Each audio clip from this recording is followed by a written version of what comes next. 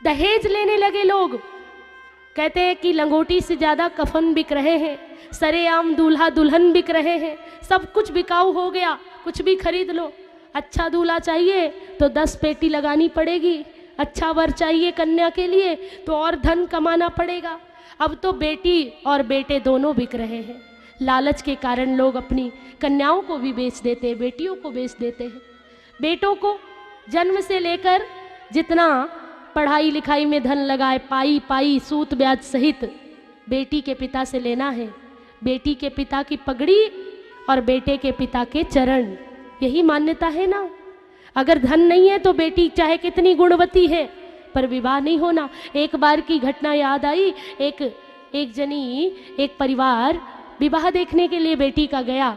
वो बेटी बड़ी पढ़ी लिखी गुणवती थी, तो सारे लोग बैठ गए, बात करने लगे, बारी बारी से पूछने लगे। किसी ने पूछा रिश्तेदार ने कि आपको क्या क्या आता है, उसने बताया इतना पढ़ी हूँ, ये आता है वो आता है। फिर कहा बेटा और बेटी बात करेंगे, तो बेटा जो लड़का है वो पूछता है बेटी से, कहता है कि ये बताओ तुम्हें सिलाई कढ़ाई आती है?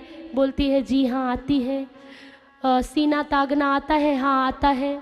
रसोई करना आता है? आता है। दाल बाटी बना लेती हो? बना लेती हूँ।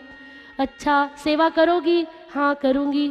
और तुम्हें कंप्यूटर चलाना आता है? जी वो भी आता है। गाड़ी चलाना? वो भी आता है।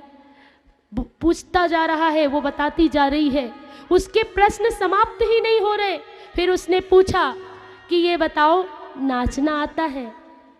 तो टेढ़ी टेढ़ी देखती हुई उस लड़के की ओर बोली एक प्रश्न मेरा भी है, मेरे प्रश्न का उत्तर आप पहले दे दो, आपने इतने सारे पूछ लिए। बोले कौन सा प्रश्न? तो कहने लगी तुम्हें तबला बजाना आता है? बहुत सारे लोग बैठे थे। अब वो लड़का तो पढ़ा लिखा ऑफिसर था, क्या कर कह दिया, मेरी इंसल्ट कर दी, बेइज्जती कर दी मेरी, मुझे तबला बजाना भला क्यों आएगा? तो बोले जब मैं नाचूंगी तो तबला तेरा बाप बजाएगा। और विवाह वहां पर टूट जाता है। तो इतना पूछताछ करने वालों से और दहेज भी ऊपर से, तो ऐसे विवाह को तो ठुकरा ही देना चाहिए। क्या फायदा, आज अभी परीक्षा ले रहे, कल कितनी और लेंगे। तो बेटी नहीं, कोई वस्तु हो जैसे ठोंक बजा के उसको चला के कैसे चलती है, कैसे हंसती है, कैसे बोलती है। कभी अपने बेटे की तरफ भी निगाह उठा के देख लिया करो, उसके भी गुण अवगुण देख लिया करो।